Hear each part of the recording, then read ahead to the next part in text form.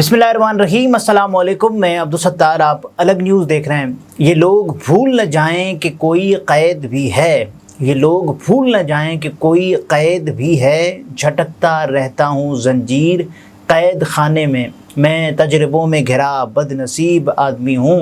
गंवा दिए हैं कई यार आज़माने में। इस वक्त हुकूमत पाकिस्तान ने एक बहुत बड़ी ख़बर दी है, वो ये है कि डॉक्टर आफिया सिद्दीकी साहिबा के मामले में उन्होंने यानी वज़ीर आज़म शहबाज शरीफ साहब ने गवर्नमेंट ऑफ पाकिस्तान की तरफ से एक ख़त लिख दिया है जो बाइडन साहब को। ये ख़त क्या कहता है इस पर हम बात करेंगे, लेकिन उससे पहले आपसे दरख्वास्त है चैनल को सब्सक्राइब करें। सब्सक्राइब करने के साथ साथ घंटी ज़रूर बजा दीजिएगा। ये ख़त इट्सेल्फ एक चीज़ वाज़े करता है, यानी एक ऐसे हालात तो हैं ना, मुवाफ़िक़ हालात हैं जभी ये ख़त लिखा गया है, वगरना पाकिस्तान का वज़ीर आज़म मुझे जहाँ तक पता है कि वो फिर ये नहीं कहता कि साहब रिहा भी करें। मुझे ऐसा लगता है कि रिहाई की कुछ जो चीज़ें हैं, कोशिशें हैं, वो हो रही हैं, और उसके अलावा अब रिहाई हो सकती है। रिहाई की जो राह है वो हमवार हो चुकी है। बहरहाल इस पर बात करेंगे। 21 साल से अमरीकी जेल में क़ैद डॉक्टर आफिया सिद्दीकी साहिबा की जब मुलाकात हुई थी, हमने देखा था, और फौजिया सिद्दीकी साहिबा को बात करते हुए जब उन्होंने बताया था कि यानी वो तो बाकायदा आबदीदा हो गई और रो पड़ी, और उनके पास बताने के लिए भी इवन जज्बात के अलावा और कुछ नहीं था। बहरहाल वज़ीर आज़म पाकिस्तान शहबाज शरीफ ने आफिया सिद्दीकी की सज़ा मुआफ़ी के लिए अमरीकी सदर जो बाइडन को ख़त लिख दिया है। अब देखें, कम अज़ कम एक अच्छा मूव तो हुआ है ना, इसकी हमें तारीफ़ करनी चाहिए, क्योंकि गवर्नमेंट ऑफ पाकिस्तान ने किसी न किसी तौर पर भी अपनी जो बची कुची आवाज़ है वो भी कम अज़ कम इस मामले के लिए, जो आफिया सिद्दीकी साहिबा का मामला है, इसलिए तो किया है ना। इस बात का इंकशाफ इस्लामाबाद हाई कोर्ट में डॉक्टर आफिया सिद्दीकी की अमरीकी जेल से रिहाई और वतन वापसी के केस की समाअत के दौरान हुआ है, और इस्लामाबाद हाई कोर्ट की जस्टिस सरदार एजाज इसहाक खान ने डॉक्टर आफिया सिद्दीकी की अमरीकी जेल से रिहाई और वतन वापसी के केस की समाअत की है। हुकूमत की जानिब से additional attorney general Munawwar Iqbal अदालत में पेश हुए हैं, और दौरान समाअत, क्योंकि गुज़श्ता कई समाअतों में इस बात पर ज़ोर दिया गया था कि भाई ये ख़त क्यों नहीं लिख रहे, और उसके बाद बिल आखिर ये ख़त लिख दिया गया है। वो कहते हैं ना, हुई ताख़ीर तो कुछ बाइस ताख़ीर भी था, तो ये वाला सिलसिला भी हुआ है। बहरहाल दौरान समाअत एडिशनल अटॉर्नी जनरल ने अदालत को बताया कि हुकूमत पाकिस्तान ने डॉक्टर आफिया सिद्दीकी की सज़ा मुआफ़ी के लिए अमरीकी सदर को ख़त लिख दिया है। उन्होंने बताया कि अमरीकी सदर के नाम यह ख़त वज़ीर आज़म शहबाज शरीफ साहब ने लिखा है। वाज़ेह है कि डॉक्टर आफिया सिद्दीकी की बहन फौजिया सिद्दीकी ने इस्लामाबाद हाई कोर्ट में दरख्वास्त दायर कर रखी है। इस्लामाबाद हाई कोर्ट ने रवां बरस 7 सितंबर को डॉक्टर आफिया सिद्दीकी की रिहाई की दरख्वास्त के हवाले से तहरीरी हुक्मनामा जारी किया था, जिस मामले में मुसलसल ताख़ीर को हुकूमत की जानिब से बुज़दिली का मुज़ाहिरा करार देते हुए कहा गया था कि वज़ारत ख़ारिजा हिदायत के 12 रोज़ बाद भी गैर मुल्की वकला से रब्ता करने में नाकाम रही है। यानी बाकायदा अदालत के बार बार इसरार पर ये हुकूमत ने किया है, वगरना आप ये समझे कि हुकूमत ने ये करना नहीं था, लेकिन ये कहा गया, और उसके बाद बिल आखिर हुकूमत ने घुटने टेकते हुए ये कहा कि साहब अच्छा भी लग जाएगा, और ये भी कहा जाएगा साहब देखें वज़ीर आज़म शहबाज शरीफ साहब तो अमरीकी सदर जो बाइडन को भी ख़त लिखने से दरेग नहीं करते, और ये लिख दिया।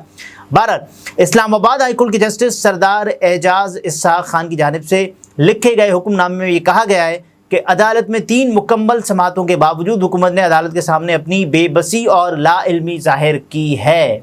अब आप देखें कि जिस अंदाज से जज साहब इसको देख रहे हैं, और एक मुनसिफ के तौर पर वो बता रहे हैं हुकूमत की जो बेबसी है, हुकूमत की जो लाइल्मी है, वो किस कदर अयां है। आफिया सिद्दीकी का एक छोटा सा प्रोफाइल आपके सामने रखेंगे। कौन है डॉक्टर आफिया सिद्दीकी साहिबा? डॉक्टर आफिया सिद्दीकी एक पाकिस्तानी साइंसदान है जो अमेरिका की जेल में 86 साल कैद की सज़ा भुगत रही हैं। ये उनको सज़ा क्यों हुई मैं आपके सामने रख देता हूँ। उन पर अफ़गानिस्तान में अमेरिकी फ़ौजियों पर हमले का इल्ज़ाम है। मार्च 2003 में दहशतगर्द तंजीम अलकायदा के अहम कमांडर और 9/11 हमलों के मुबैना मास्टरमाइंड खालिद शेख मोहम्मद की गिरफ्तारी के बाद ڈاکٹر عافیہ صدیقی اپنے 3 بچوں کے ہمراہ کراچی سے لاپتہ ہوئیں۔ بعد ازاں 2008 میں امریکی حکومت نے یہ دعویٰ کیا کہ ڈاکٹر عافیہ صدیقی کو افغان شہر غزنی سے گرفتار کیا گیا ہے۔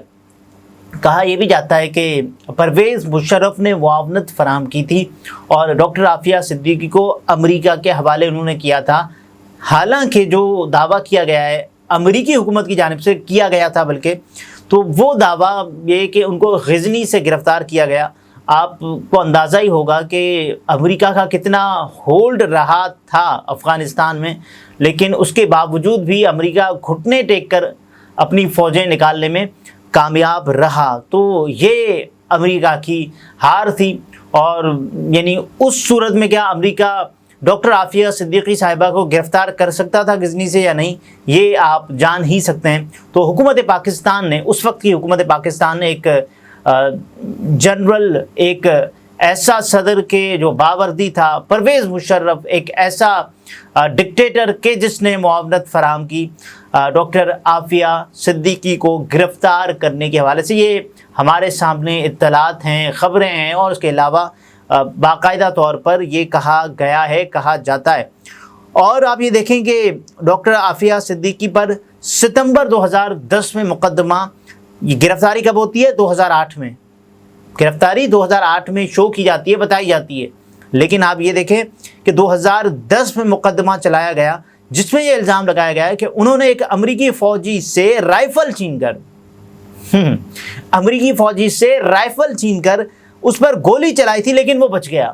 یعنی کس حد تک ایسا الزام کہ ڈاکٹر عافیہ صدیقی ایک ایسی سائنسدان کہ جو آپ نے دیکھا ہی حال ہے نا کہ جو امریکی فوجی کس انداز سے بھاری بھرکم، اور ان کے پاس ایسے تھیلے موجود ہوتے ہیں اور اتنی ان کے پاس پھرتی، طاقت، یہ سب کچھ ہوتا ہے، وہ توانائی سے لیس ہوتے ہیں، اور ایک ڈاکٹر عافیہ صدیقی صاحبہ ان سے رائفل لینے میں کامیاب ہو گئیں اور انہوں نے گولی بھی چلا دی۔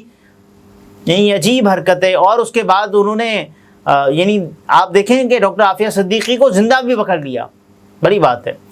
بہرحال امریکی عدالت میں 14 دن کے ٹرائل کے دوران، یہ 14 دن کا ٹرائل ہے، اور اس میں یہ رپورٹ کیا جا رہا ہے کہ اس پر امریکیوں نے، یعنی ڈاکٹر عافیہ صدیقی صاحبہ پر امریکیوں نے تشدد کیا ہے، لیکن ان کی سنوائی نہیں ہوئی ہے اب تک۔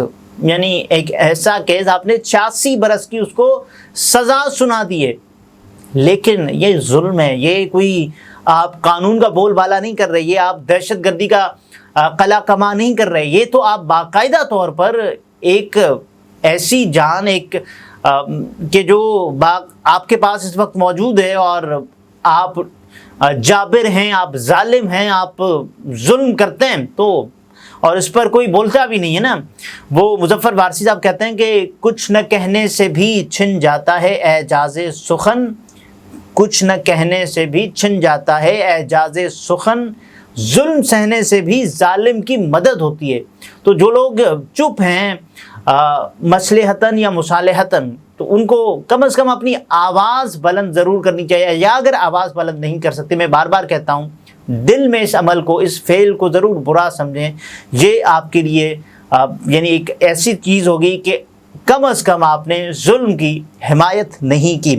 بہرحال اقدام قتل کے الزام میں ڈاکٹر عافیہ صدیقی کو 86 سال کی قید کی سزا سنائی تھی، یعنی ایک ایسی سزا جو کہ مجھے نہیں لگتا کہ اب تک کسی کو سنائی گئی ہو جو ہمارے علم میں ہو۔ 86 برس کی سزا، اور وہ بھگت رہی ہیں، 21 سال سے وہ قید ہیں، اور اس کے ساتھ یہ ان کی جو سزا ہے وہ کب ختم ہوگی میں آپ کو بتا دیتا ہوں کہ یہ قید 30 اگست 2083 کو ختم ہوگی، جب میں اور آپ شاید زندہ بھی نہ ہوں۔ یہ 30 اگست 2083 کو ختم ہو گئی، یعنی 21ویں صدی بالکل اپنے اواخر میں ہوگی، اور 22ویں صدی کے آغاز ہونے میں تقریباً کوئی 17 برس باقی ہوں گے۔ تو یہ ہوگا نقشہ، اور ممکنہ طور پر اللہ تعالیٰ ڈاکٹر عافیہ صدیقی کو لمبی عمر عطا فرمائے، لیکن مجھے لگتا ہے کہ وہ اپنی جان سمیت مشکل ہے بڑا ان کے لیے کہ اپنی زندگی میں وہ سزا مکمل کر پائیں جو ان کو دی گئی ہے، اور جس انداز سے ان کو اذیتوں کا سامنا کرنا پڑا ہے۔ ان کے وکیل یہ باقاعدہ بتاتے ہیں کہ ڈاکٹر عافیہ صدیقی پر کافی اٹیمپٹس ہوئے ہیں، ایک تو یہ کہنے کے لیے کہ بھائی ریپ یہ ایک ایسی اصطلاح ہے جو ہم باقاعدہ ہچکچاتے ہیں بتاتے ہوئے، لیکن یہ ڈاکٹر عافیہ صدیقی نے برداشت کیا ہے۔ اور امریکی کیا بتاتے ہیں، ہم نے ان کو جو یہ کیا تو باقاعدہ ہم مجرموں کے ساتھ ایسا سلوک کرتے ہیں۔ یہ کہاں کا انصاف ہے؟ آپ نے کسی کو باندی بنا کے رکھا ہوا ہے اور اس کے بعد آپ کہتے ہیں کہ بھائی یہ ہم کر رہے ہیں، اور آپ بھٹائی کے ساتھ کر رہے ہیں۔ بہرحال امید کی جا سکتی ہے، کیونکہ امید پر ہی دنیا قائم ہے، یہ آپ نے بھی سنا ہے، میں نے بھی سنا ہے، لیکن آواز بلند کرنی ہے ہم سب نے۔ احمد فراز صاحب کہہ کے گئے نا کہ شکوے ظلمت شب سے تو کہیں بہتر تھا، شکوے ظلمت شب سے تو کہیں بہتر تھا، اپنے حصے کی کوئی شمع جلاتے جاتے۔ اگلے ویلاگ میں پھر ملاقات ہوتی ہے، اپنا بہت سارا خیال رکھیے، اجازت دیجیے، اللہ حافظ۔